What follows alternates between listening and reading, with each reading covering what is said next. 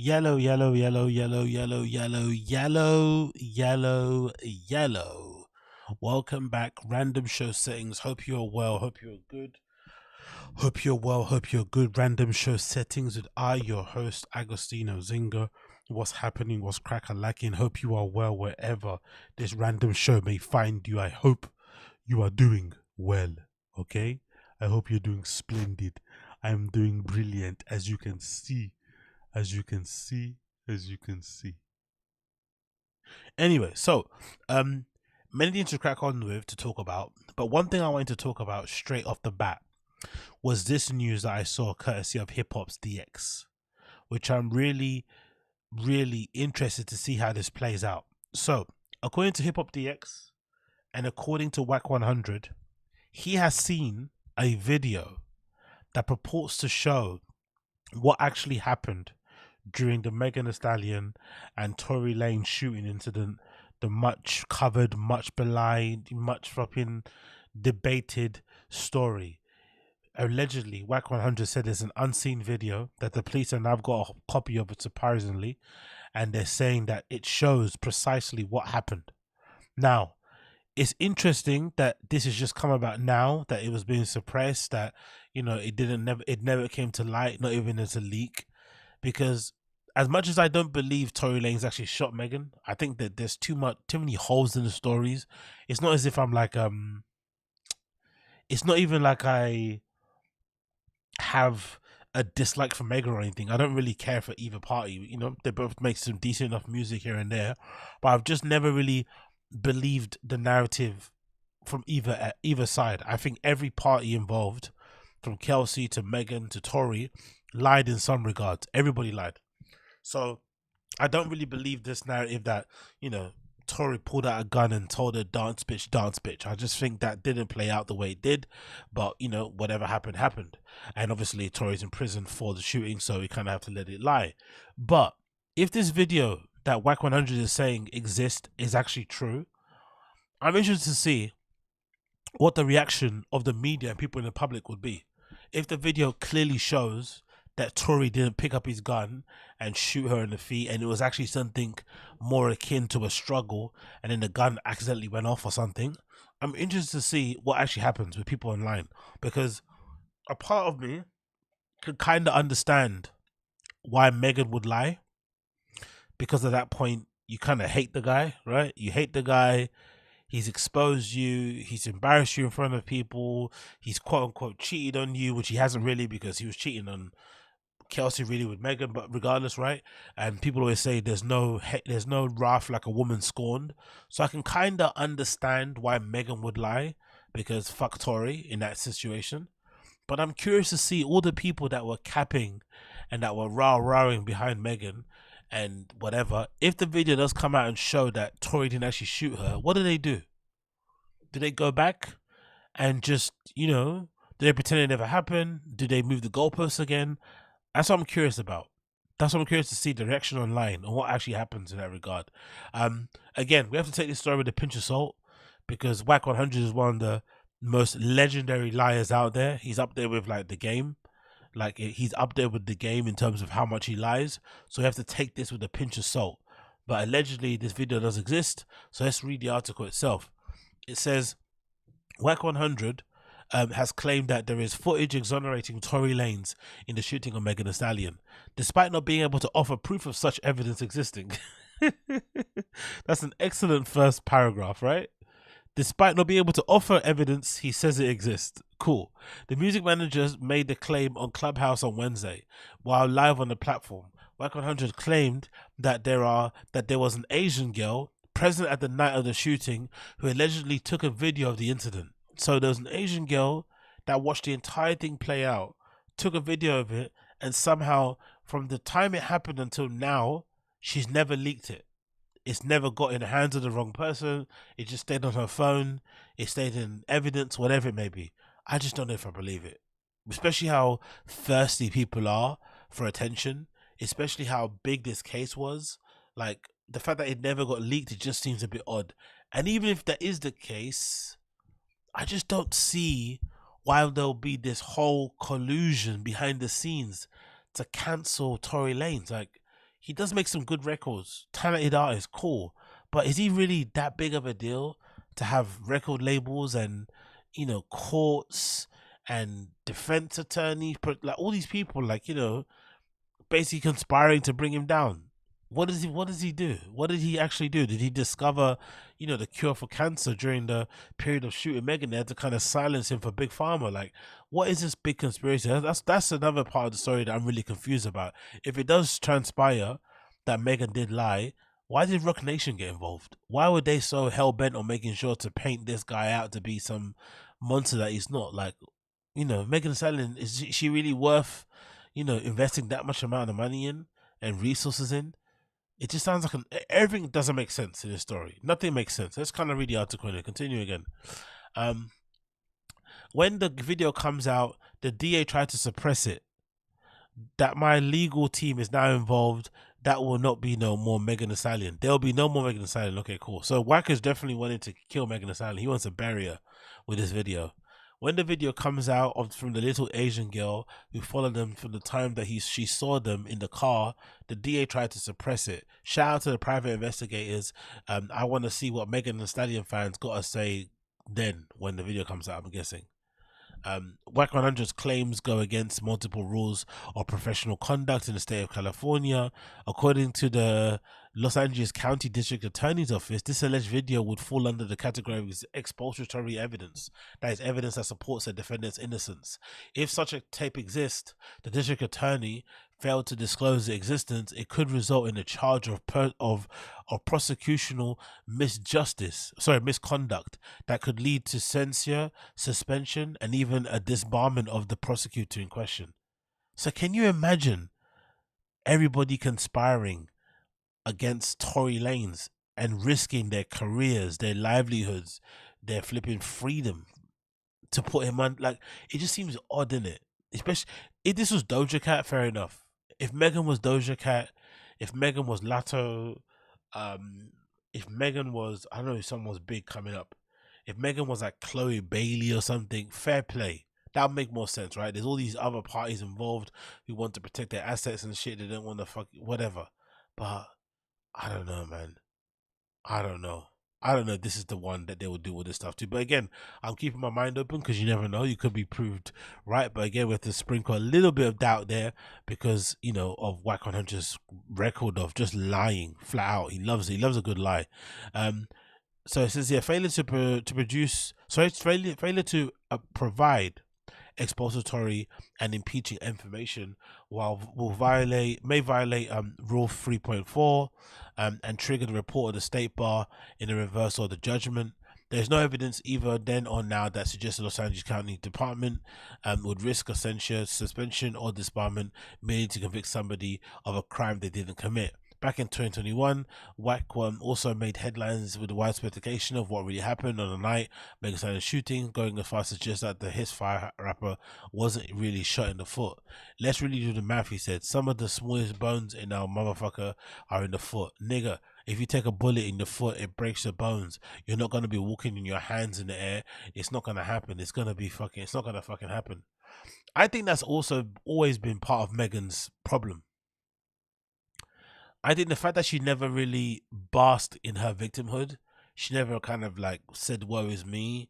She never took a step back. She just kept on going out. I think that's the one thing that didn't serve her right in the court of public opinion. It doesn't matter the court of public opinion, but I think in general, like, you know, if you allegedly got shot one day and then the next minute you're out in clubs, you know, and then the next minute you're crying on records because you got shot, it's hard for people to like empathize with you because, you know, it just doesn't seem like it bothered you that much.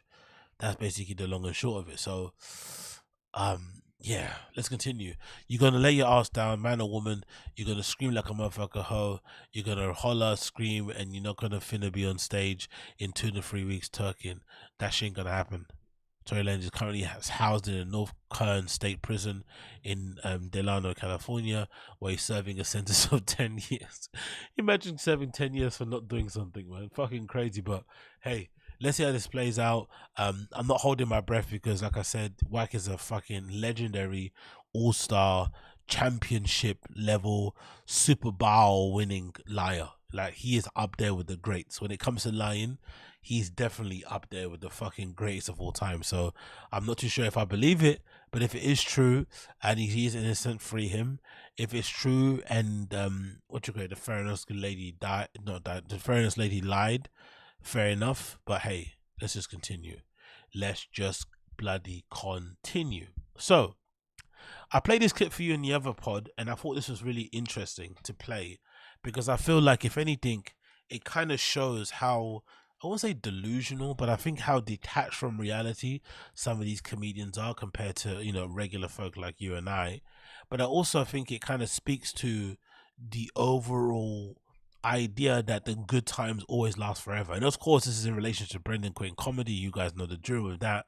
But this idea that everything lasts forever and we're always going to be having this much level of fun, we're always going to be doing this amount of shows, and we're going to be around together at the comedy. So all this sort of nonsense they kind of spew, these comedians, I think it kind of ignores the reality situation, is that sometimes, you do lose a bit of the sparkle. Maybe things aren't the best or aren't how they used to be. And sometimes there is a lot of grace in just kind of bowing out gracefully. But on the other side of things, when it comes to stand-up comedians, I also get the feelings most of these guys don't actually have things to do. That's the thing. They don't actually have things to do outside of performing stand-up. So if you told them to retire, or if you told them to put their feet up and stuff, it wouldn't make any sense, because they don't really have stuff to do during the week. They're not really writing jokes. They're not really developing scripts or just writing in general. They're just kind of existing. So if existing involves going to the mothership, to have a salad and stuff, and to play and to perform, and then go to a steakhouse, have some dinner and drinks, then why not? That's a pretty decent life, especially if you're surrounded every single day by women or people, from that side of the fucking gender wars. But let's play the clip anyway, so I can show you what I mean. I'm going to read an article courtesy of The Economist that speaks about people never retiring. This is a long life we got. We're going to do this forever? I mean, you're doing whippets at 78. You know what's sadder? When people stop doing it. Yeah, it's really when you sad. Run into a guy who used to do comedy, like, That's you don't do comedy really anymore? sad, especially if they had at least one good set where you're like, you could have figured it or out. maybe even a special or two. Yeah, and you run right? into guys and like, you don't do comedy No, I'm anymore? a producer now, or no, Dude. I'm just like having. I don't think there's anything wrong with that. I really don't think there's anything wrong with deciding at some point that this thing that you once loved isn't for you anymore. There's literally nothing wrong with it whatsoever. If anything, hanging on for dear life to a lifestyle, a career, or an identity that you once had is actually the most redacted part of it, especially the older you get. The older you get, you should really be honing down and only doing the things that you can and are willing to do. You shouldn't be pushing yourself to do these other nonsense things, because they just end up, causing people a lot of pain. But when it comes to this sort of stuff, it kind of led me to this article that I saw via The Economist that says why you should never quit, or why you should never retire. And I guess this kind of speaks about the idea that a lot of people find more meaning in their work than they do in actually just sitting at home, right? They don't get a lot of meaning for being at home and not having a schedule and not having colleagues or not having fucking targets to meet and shit. So let's read this article courtesy of The Economist. It says why you should never retire. Pleasure cruises, golf, and tracing the family tree are not that fulfilling. So let's actually listen to I want to read the actual article. I won't listen to it. It says here, in an episode of Sopranos, a popular TV series which started airing in the 1990s, a gangster tells Tony from the titular family that he wants to retire. And then the quote says, "What are you, a hockey player?" Tony snaps back, "Non-fictional non-criminals who are considered an end to their working lives need not to worry about the broken fingers of their body, but they must still contend with the potentially the potential painful losses of income. Some simply won't quit. Giorgio Armani refuses to relinquish control as chief executive officer of his fashion house at the age of 89. Giorgio Armani is out there on the strip, in the studio, pinning clothes still, designing, sketching, crazy. Being Italy's second richest man has not dampened his work ethic. Charlie Munger, Warren Buffett's sidekick of Berkshire Hathaway, worked the investment powerhouse until he died in late last year at the age of 99. Mr. Buffett himself is going strong at 93. People like Messrs. Armani. Hold on, his dad is what? Oh, it's a sidekick. Okay, my bad. But in remaining professionally active, it would be historically be considered a dotage. One poll this year found that almost 1 in 3 Americans say that they may never retire. 1 in 3 Americans say they may never retire. So maybe these comedians are onto something. The majority of the nevers said that they could not afford to give up the full-time job, especially when inflation was high and the already measly social security checks. But suppose that you're on one of the lucky ones who could choose to step aside. Should you? The arc of a corporate life used to be predictable. You would make your way to the career ladder and acquiring more prestige and bigger salaries every step. Then in the early 60s, there's a Friday afternoon retirement party, maybe a gold watch, and that was that. The next day, the world of meetings, objectives, and tasks and our business faded. If you're moderately restless, you could play bridge or help out your grandchildren. You weren't there. If you weren't, there crossword puzzles and TVs and blankets. Although intellectual stimulation tends to keep depression and cognitive impairment at bay, many professionals in the technology sector retire at the earliest recommended date to make space for the younger generation, conceding it could be unrealistic to maintain their edge on the field. Now, this is the big part of it, right? Because I've seen a lot of this in stand-up comedy. There is a real lack of like comedians stepping aside, really. They don't retire, they just die. Isn't that really bleak? They don't like enjoy what they've built. They don't enjoy their success. They don't stop to smell the roses. They just keep on working. And of course that can be beneficial because it means that we have a massive catalog on our, or an archive to kind of go through of all this person's best work, because all they did is just work. So that's one thing. But I do think there needs to be a little bit more room created for people coming up. Because sometimes, no matter how talented you are, if there's no space for you to actually showcase your talent, you're kind of fucked, isn't it? You're kind of fucked. Let's continue. Things change, lifespans are getting longer. It's true, although that the post-retirement twilight years are stretching, they do have to lead to boredom or a life devoid of meaning. Once after the age of 32, as a lawyer at World Bank, you can begin to split your time between photography and scrounging flea markets for a collection of America. You don't have to miss your job or suffer from lack of exposure. If you're longer head of the foible hospital, you can join the Medici San Francisco's for an occasional stints and teach them your local clinic, and self-worth and personal growth can be found in many places. That's a pretty good idea, actually. So maybe they're right. Maybe these comedians are right. Maybe you should never retire and you should just stay on stage until the day you die. Maybe that's the point of this whole thing. Maybe that's what you should actually do. Whereas I think what's actually happened with Brendan's actually a good thing. And even though he's been forced into this, position, it's not like he chose it voluntarily. I still think in the end it will serve him much better to not be, trying to do the comedy thing that everyone else can do, because he clearly can't. I find it also funny that no one mentions the elephant in the room when it comes to him quitting. It's just the lack of funnies. Sometimes that could also be a big issue, especially when, it's just not clicking or whatever the term may be. What up there? Huh. Anyway, my light switched up for some reason. I don't know why. Maybe it was a sign that I should move on. So we did that. Let's actually move on to that one. Now we've got this one actually, which I need to talk about regarding Jeff Dye. So most of you guys know who Jeff Dye is. You know what happened with Jeff Dye. You know that he got fucking done for a DUI, which was fucking spooky. Because if I'm not mistaken, the DUI story was fucking crazy.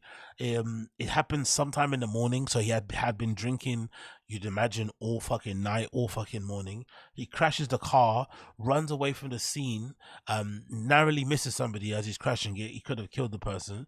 And then I guess he had a date. He had like a brunch or a date with some old ex or something at some cafe, and he just runs straight to the cafe from the wreckage.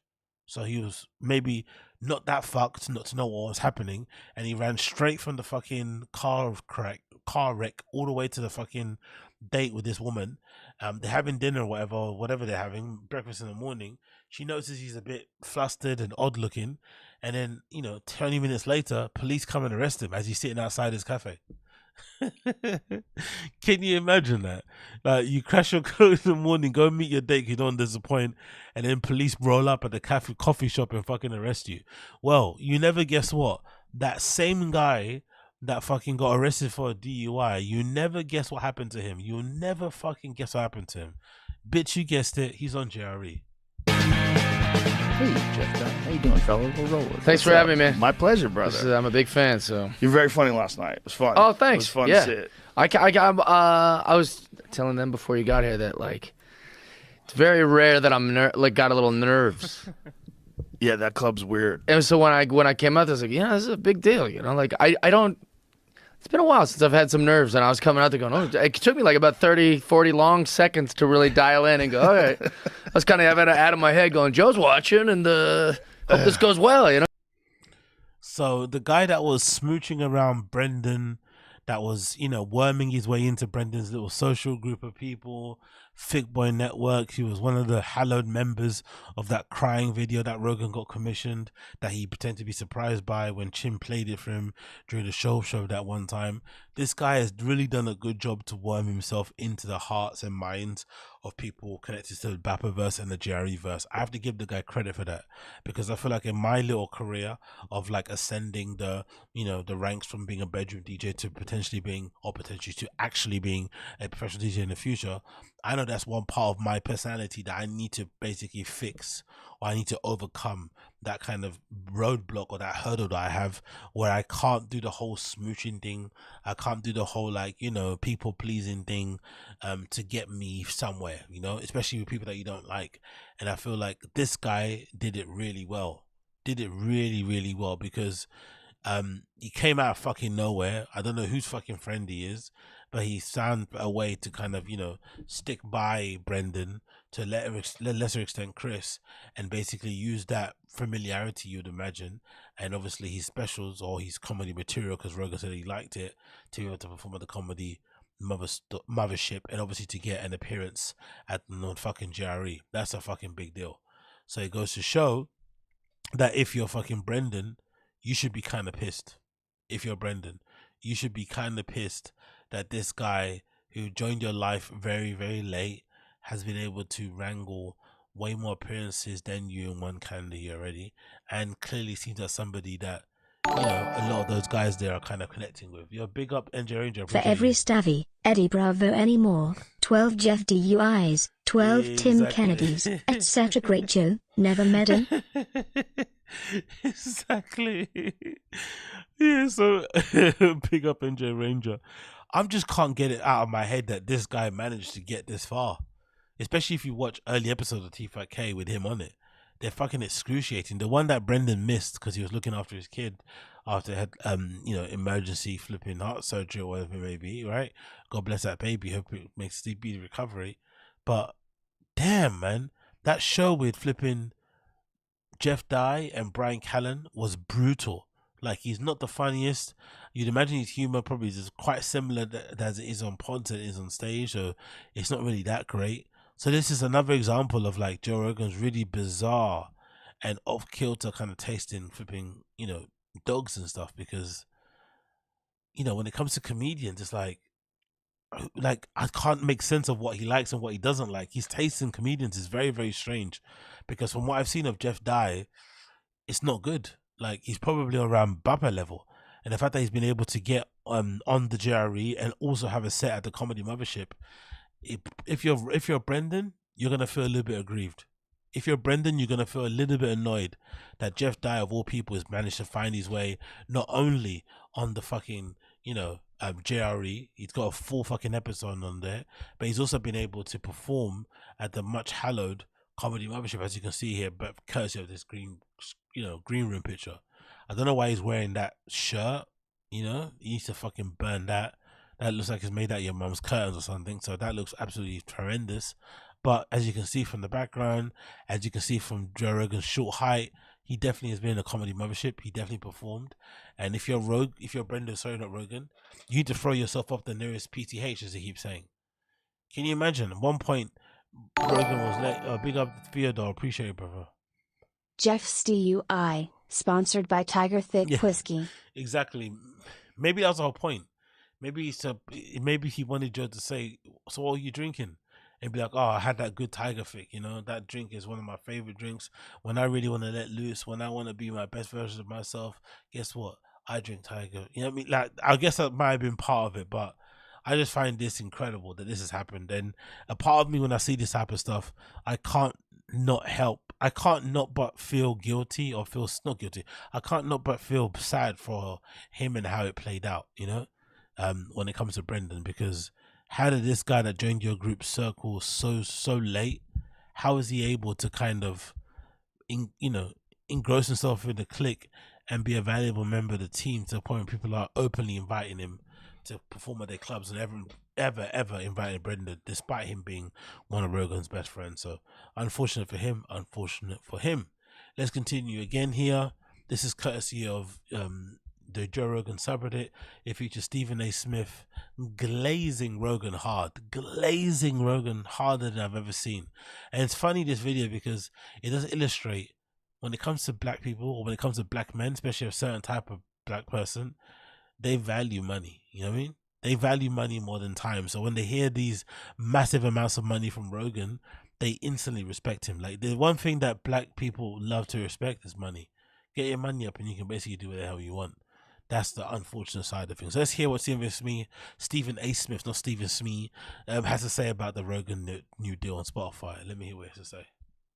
Before I go to break here, because podcaster and commentator Joe Rogan just signed a new deal with Spotify that is estimated to be worth as much as $250 million over its multi-year deal.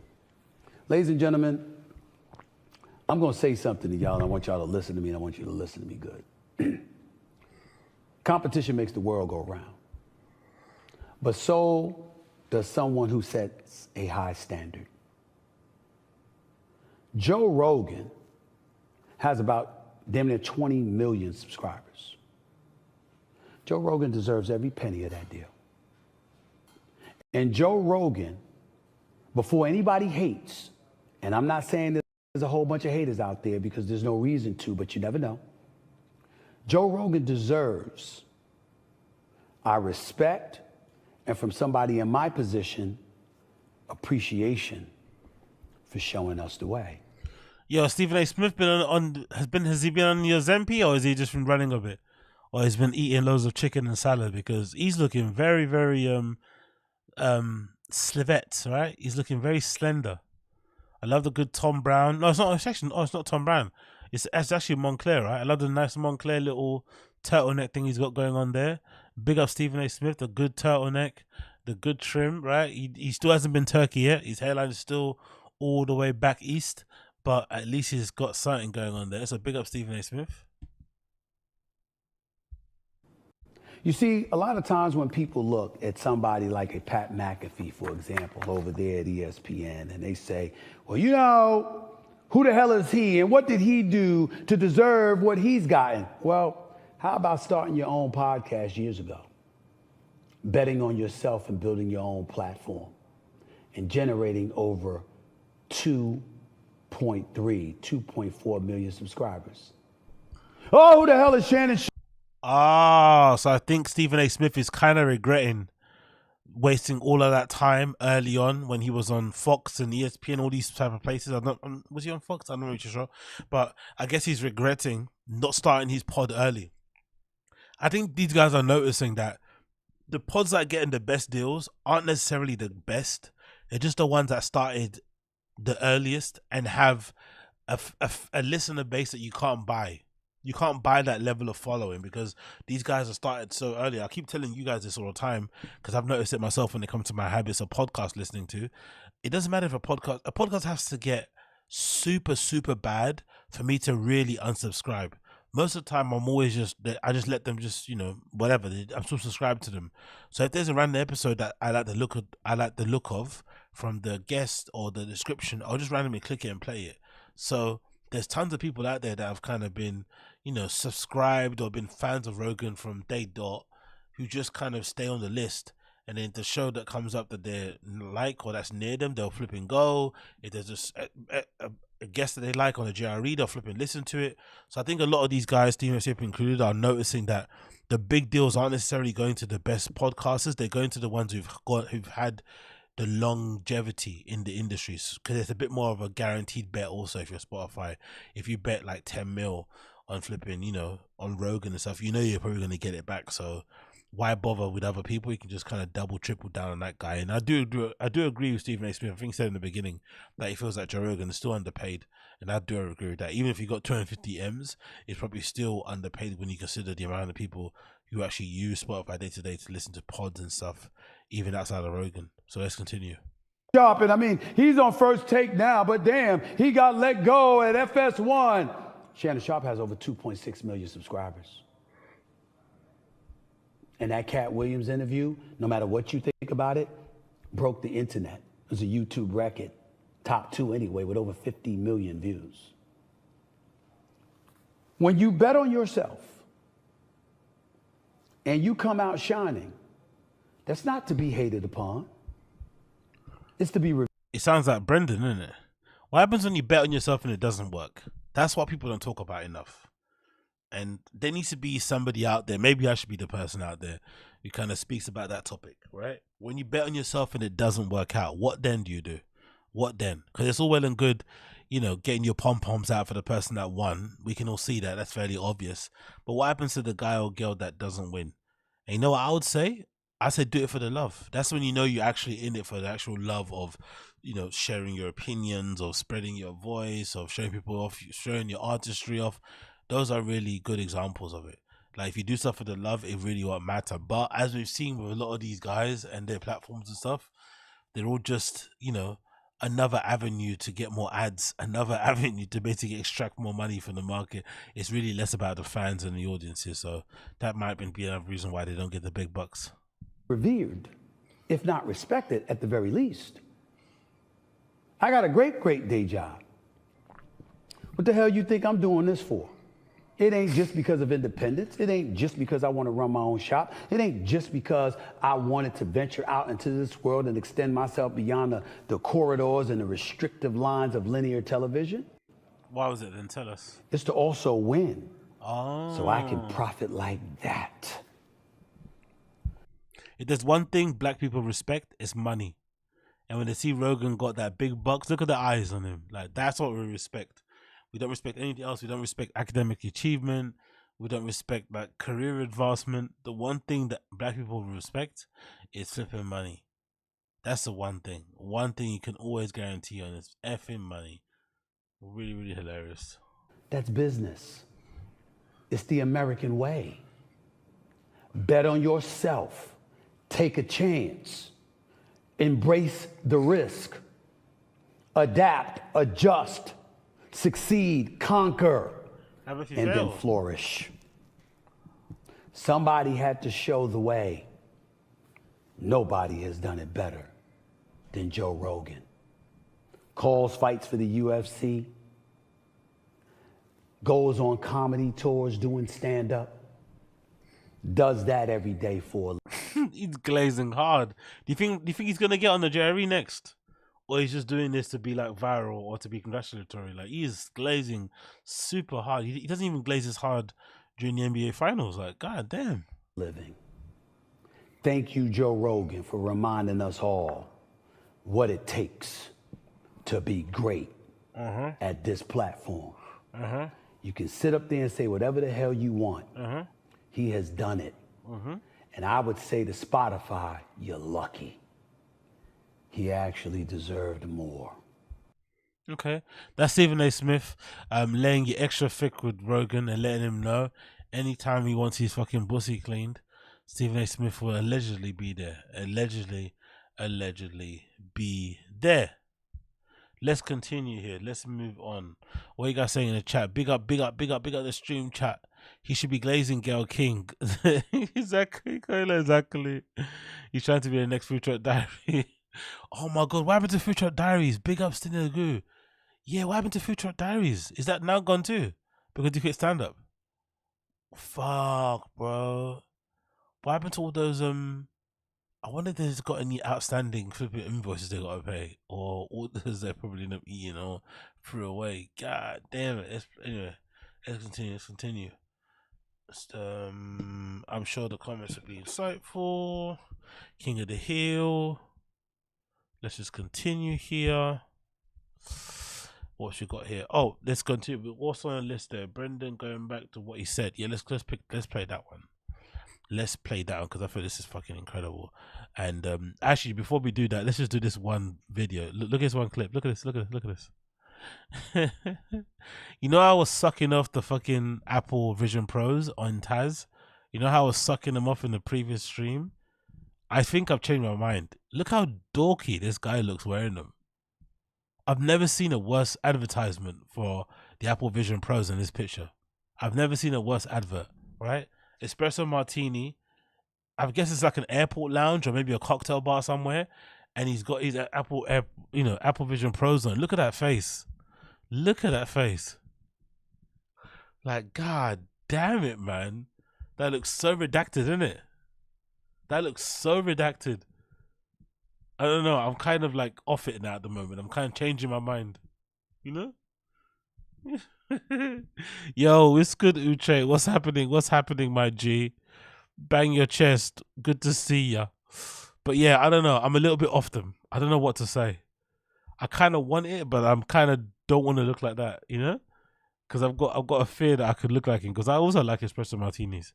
Espresso martinis are fucking delightful. And I'm like, imagine copying please while you're wearing the Apple Vision Pros. Imagine what snitching is going to be like. Imagine snitching wearing a pair of Apple Vision Pros. You go into the courtroom. You can actually snitch without pointing to somebody. You actually snitch just, touching your fingers together. That's how you snitch. So no one can fucking find out it was you. But yeah, big up this guy. He's got a cool little review on the fucking Apple Vision Pro, which I'll probably do for another show, but big up him. Regardless, big up that guy. Now we got this one. You seen this? Jon Stewart was asked a very important question. I think this is a really incredible clip because I think it might be just most of an American issue, but I do love how he answered this young lady regarding the responsibility comedians have, all this sort of nonsense questions people always ask. Let's actually play it and hear his answer. Are there limits to comedy, the effect that it can have, and are there certain topics that are off limits to political satire? To the first, no topic is off limits because no topics are off limits to life. Exactly. And I'm still waiting for someone to ask that question to a politician instead of a comic. Because all I ever hear is people always say, where's the line? And they always ask comedians, where's the line? But very rarely do they say to presidents and senators, where's the line?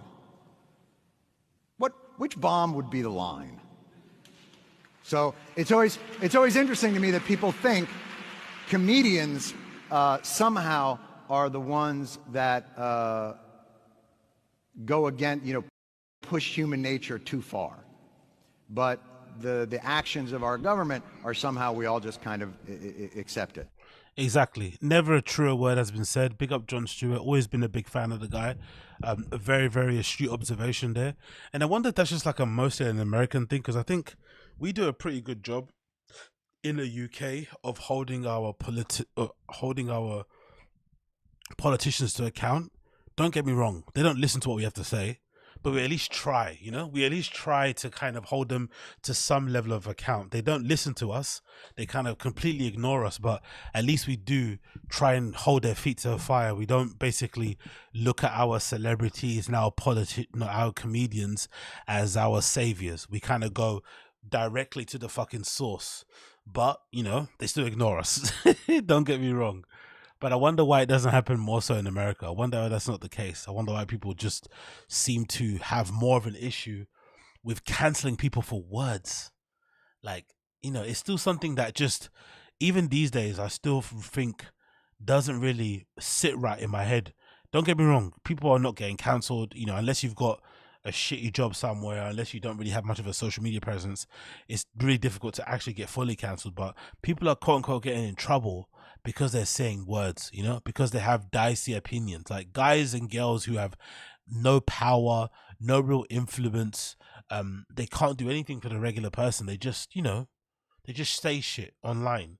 and they get in trouble for saying words, but then the actual people are responsible for basically taking away jobs, for limiting the amount, basically limiting the amount of good schools you have available to send your kids to, the kind of people who have who are in charge of, sorting out public transport shit, whatever it may be. Those are the ones that you should maybe be placing more of your blame on, especially even the gentrifiers more so.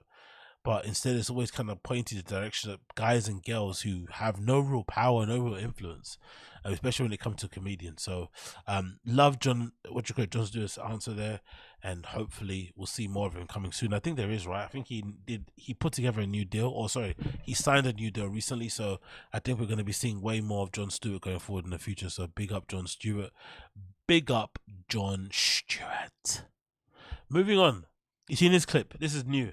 So Bapa's got a new clip. It's called Project Lightning, smashing the Malibu mountains with @street trucks. So there's an Instagram page called Street Trucks, which I'm imagining is a page that features loads of street-worthy trucks, right? Hence the name Street Trucks. So Brendan did a bit of filming with them.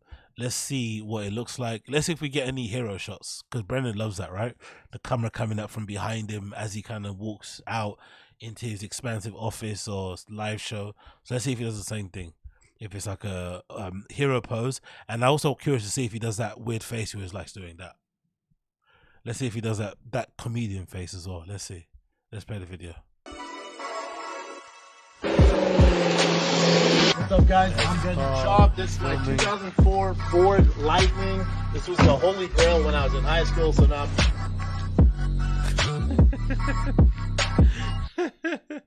he crashed a TRX, and now this Lightning is his main car, innit? It's all Lightning content only now. When the TRX was around, the Lightning didn't really exist. Now that TRX is dead, the Lightning is the main car. I fucking love this guy. He's incredible. It still doesn't look like a decent enough car show to really kind of quit your comedy career for, but if he's obviously feeling more passionate doing this, then more power to the guy. But it does look kind of tired, I'm not gonna lie. It looks like a tired show. I'm not too sure how many times you can talk about this car on your YouTube channel.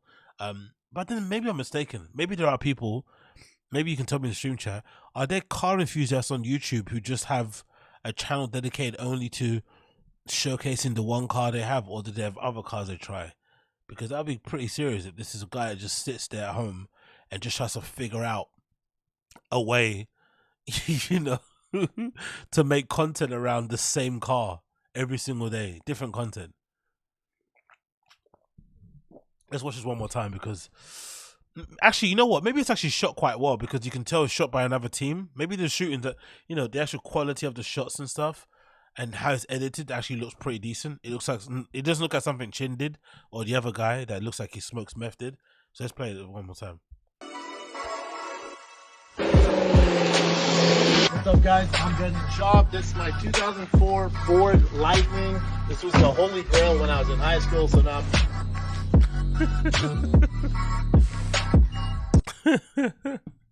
honestly, man, I couldn't imagine having to invent like stuff that you didn't do when you were a kid, when you're an adult, like trying to think back.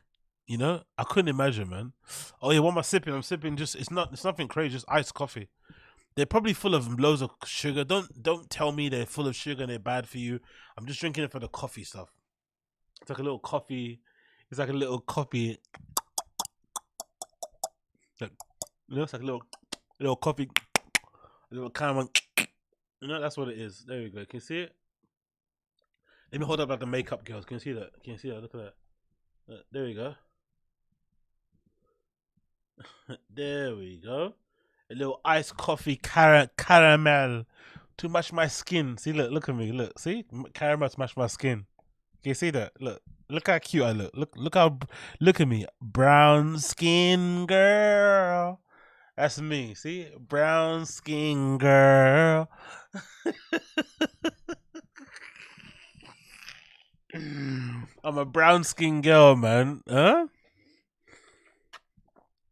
I'm a brown skin girl. Big up me, man. Brown skin. Yeah, cute girl. Cute girl. Thank you, boys.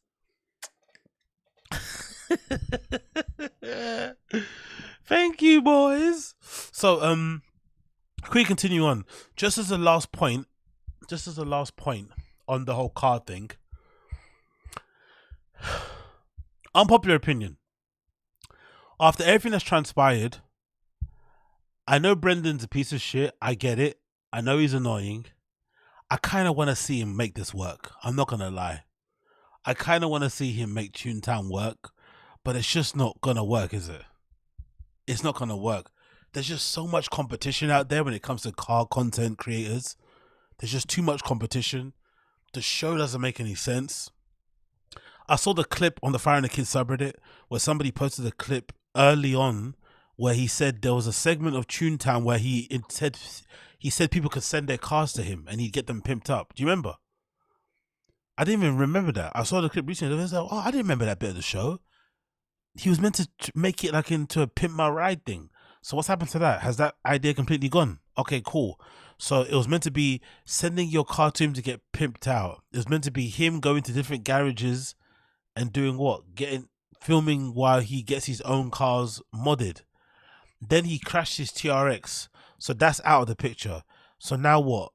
Now he has to try and just put all the content around the Lightning. He can't do it. He can't include the Ram because the Ram isn't, the Dodge Ram isn't a truck.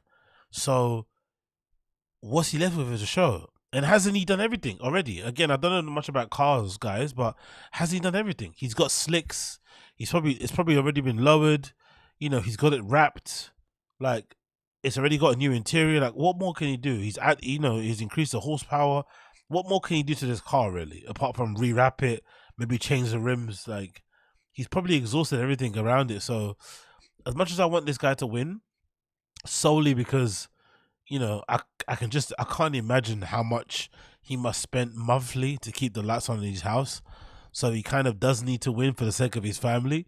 But I just can't see this show working, especially with the amount of competition out there in the car content creating world. It's just too much. I still don't understand why he didn't do a show based around him being a baller, quote unquote, and just buying cool things. Like, kind of like, that Vice show with 2 Chainz where he's like the most expensive shit or something. Why couldn't you just do that? Like a car version of that and just going, hey, I've got, I don't know, this budget, or I want to spend whatever. And then you just go, get your car fucking tricked out for as much as you can for however much money you have. And then obviously then learn a little bit about the car and the process around it in the garage during the fucking fix up. But he seems to be the most uninterested driver in the world. When somebody offers him to drive a car, he says no. He doesn't want to do any burnouts or any fucking donuts or drifting and shit. He just wants to sit on his chair or go to the garage, tap and pin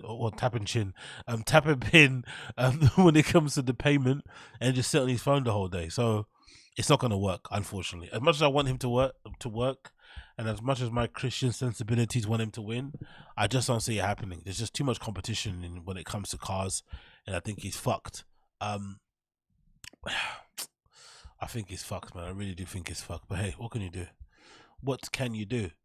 But I also think Brendan's decision to quit comedy, I think, came about a really, really long time ago. And you know why I say that? Because I remember when I clipped this. Do you remember this clip? It's a pretty long one from a past interview that Brendan did. But I feel like this clip, perfectly encapsulates or perfectly primes us for where we are now, for why Brendan eventually did end up kind of hanging up his hat when it comes to stand-up comedy. Let me show you this clip because I feel like this one is really on point and kind of speaks to why he basically quit, and less so about the ticket sales and more so just him feeling lonely. Let's see if you guys agree, because I feel like the loneliness thing is an issue people don't talk about enough. Team captain, all this starts from Joe Rogan. So before I hit the comments, but he doesn't give a shit about any of that, does he? He just does whatever the fuck he wants, and sometimes it works. He does whatever he wants, and he's the leader of the pack. But he's also the reason why we embrace each other. And 5, 6 years ago, 7 years ago at the Comedy Store is the Comedy Rat Pack. And we were the Rat Pack, and we were the guys, and every show was sold out. Our names on the marquee. And Rogan, there was kind of there's structure. Like we don't tear each other down, we support each other. And I heard Isaiah Thomas say this when he went on my boys podcast, All the Smoke, with Matt Barnes. And my boy Matt Barnes. Brendan and Matt Barnes are friends. Okay. Isaiah Thomas said this and it really resonated with me. He was on there. He's talking about Michael Jordan. And he goes, clearly I'm not a black man. I don't know if you guys know this or not, but I'm not black. But it's actually not that clear, by the way. You could be. You could no one be. knows what I am, dude. No one knows what I am. If you told me you had a little in you, it wouldn't be surprising. It's not that clear, actually. Earlier when you said Denver or Buffalo Bills didn't want slow white guys, I was like, yeah, so you're in. Yeah, so you made the team, right? Yeah. Wait, you tell me you're not Aaron Hernandez? No, but so we're this company Rat Pack. No, you're saying Isaiah Thomas said something. Yeah, Isaiah Thomas. Yeah, so Isaiah Thomas said this, and I saw a clip that Matt Barnes posted, and I love those guys. I started with them at Showtime, and they're crushing it. But Isaiah Thomas. Imagine that segue. You guys have to say that I have ADHD brain. You guys have to say that I ramble. You guys have to say that I repeat myself all the time. You guys have to say that I sound like Brendan with my with my fucking chauvinisms and stuff, right? But imagine that fucking meandering.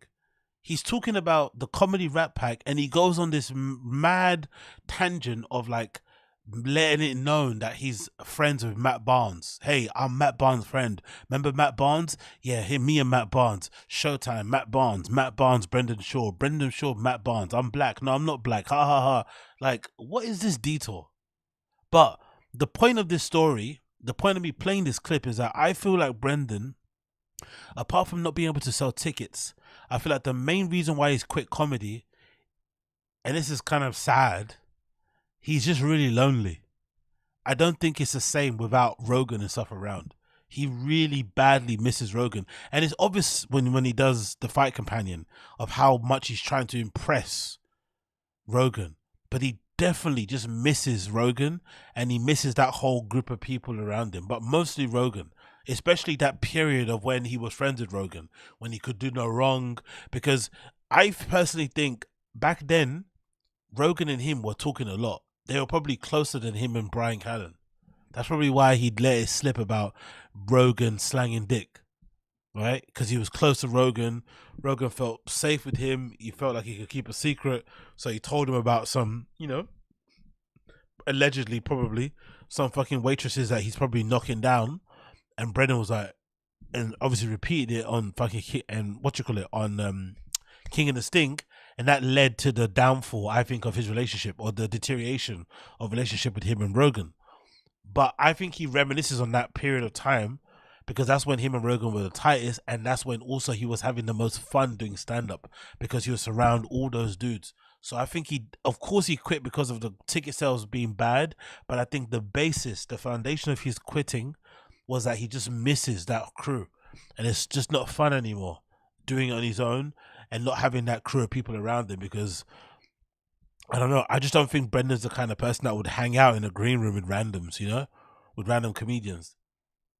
If they're not Rogan's friends, he's kind of he's a bit up his own arse in that regard. He's a bit snobby, I think. I think he likes Rogan's friends. He doesn't like any other comic. He doesn't like other quote unquote normal comics. So